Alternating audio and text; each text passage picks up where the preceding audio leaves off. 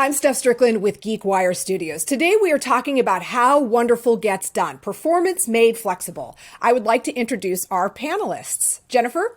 I'm Jennifer Buchmuller from the Karlsruhe Institute of Technology, short for KIT.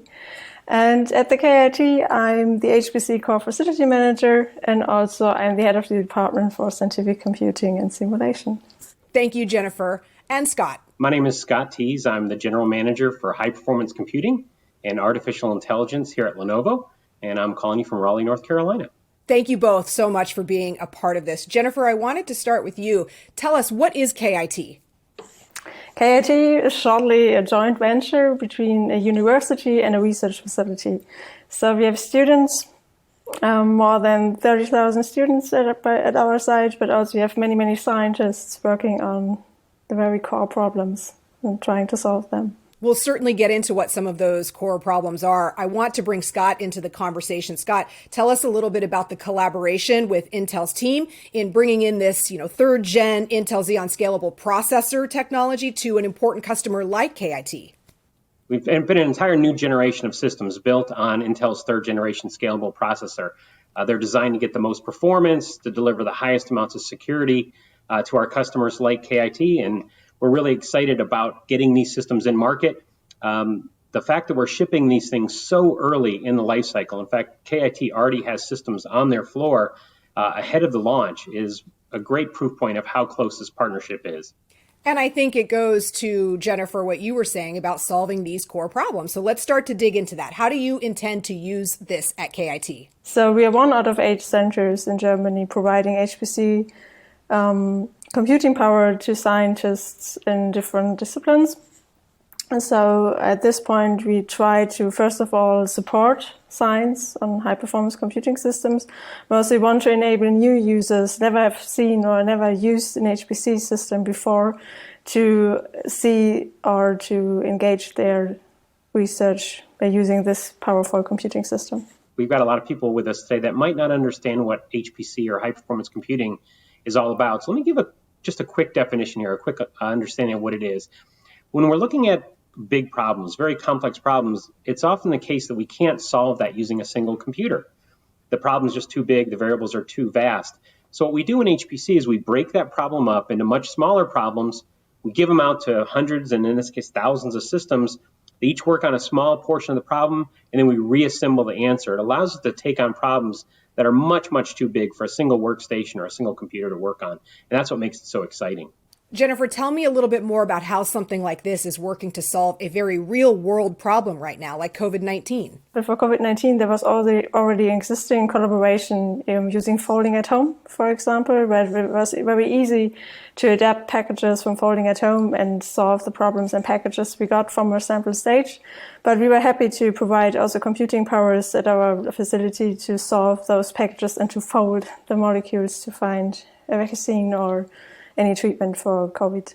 Scott, I think given the important work that Jennifer and KIT is doing, I'd like to talk to you about what you're excited to see in this partnership moving forward. Yeah, we're so excited to partner with customers like KIT all over the world. I think in this particular system, there's 2 things that I'm really excited about. First is, this is a Lenovo Neptune water-cooled system. We've been doing direct liquid cooling for a very long time. This is going to be a showpiece supercomputer that's all liquid cooled, highly energy efficient. We're going to talk more about that a little bit later. So very excited about that. But I think even more excited than the technology itself is what we're helping Jennifer and her team of researchers there do, the kinds of things we're helping them solve. Basically work on humanity's greatest challenges, make our world a safer place to live, a more predictable, understand the Earth a little bit better. And that's very exciting on its own.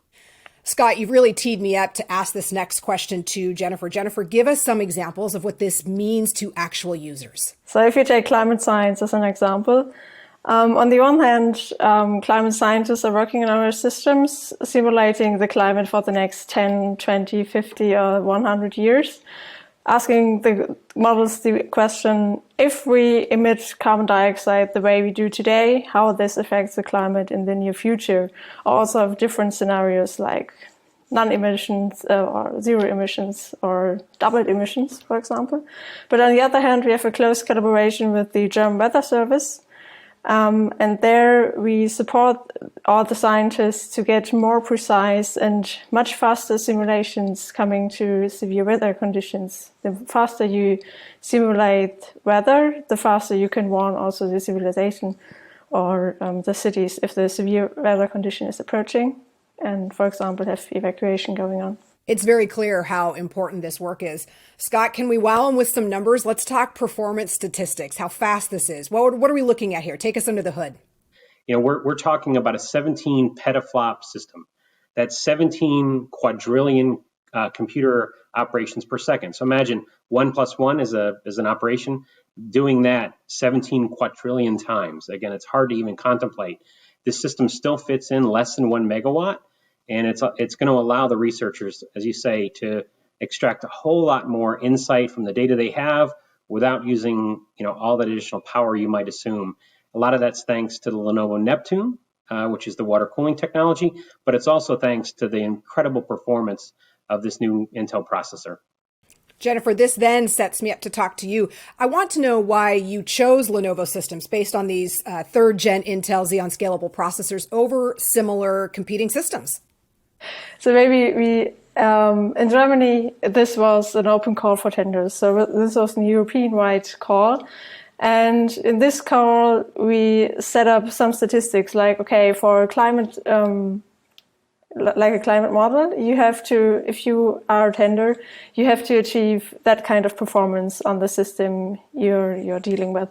And also the power efficiency was also a very important point when we had this call for tenders, because we already have an existing system there and an existing building where the infrastructure is closely coupled to the system. And we said, okay, the one who should win this contest should also be able to have the most efficient and the most energy-saving system with the highest performance. And this is a very, very rough formula for that. But in the end, Lenovo got the call. Jennifer, talk to me a little bit then about what all this means in the context of national supercomputing. So KIT most recently became a center for national high-performance computing, shortly for NHR. We are one out of 8 centers that are funded for the period of the next 10 years. And there we cover 4 main scientific domains. One is climate science or earth system science, but also material science, energy and mobility, and most of all, in addition, a new group, this is a particle physics we also cover. Jennifer, tell me a little bit about the performance expectations and efficiencies you hope to gain. So we hope to reach the 17 petaflops, so fingers crossed that we reach that goal. So I think we have good chances that this system will get under the top 10 of Europe, but again, we will see how the others do. But I hope this will be 17 times faster than the current system we are having at KIT.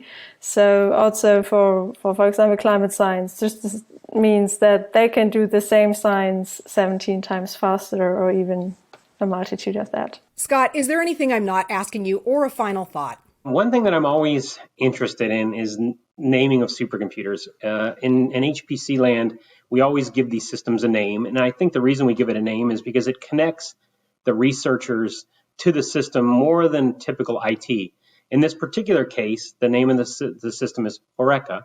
And I'd love to, Jennifer, if you could tell us a little bit about that naming and what you hope this is going to do to connect it to the researchers. Maybe this is a very, very funny story. Eureka is a short name for Hochleistungsrechner Karlsruhe. So if you want to try that Steph. just rolls off.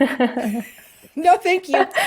But in German, it's a very, very rough description for that. It's a high-performance computing system being in Karlsruhe, but it's a nice wordplay with Eureka, the shout out for, okay, we're doing great. This puts a smile on my face. Thank you to the both of you for making the time today.